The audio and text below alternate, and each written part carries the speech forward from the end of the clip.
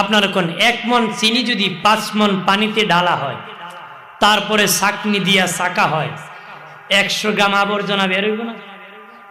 বেরোবনি? এই 100 গ্রাম আবর্জনা কে কিনে নিব? মাগনা দিলে নিব?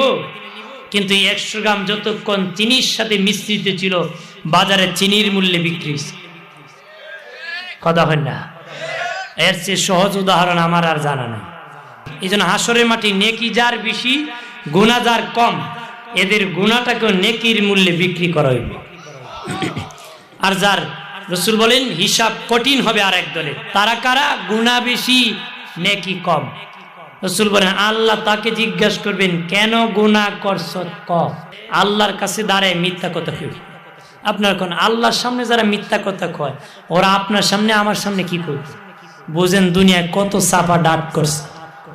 আল্লাহর সামনে মিথ্যা কইব, তখন আল্লাহ তার জবান বন্ধ করে দিবে, তার হাত কথা বলবে, পা কথা বলবে, সাক্ষী দিবে পাপ করছে, আবার জবান খুলে যাবে, জবান কইব হাত, আমি মিথ্যা বললে তো তুইও বাঁচতে পারি, আমি মিথ্যা বললে তুইও তো বাঁচতে।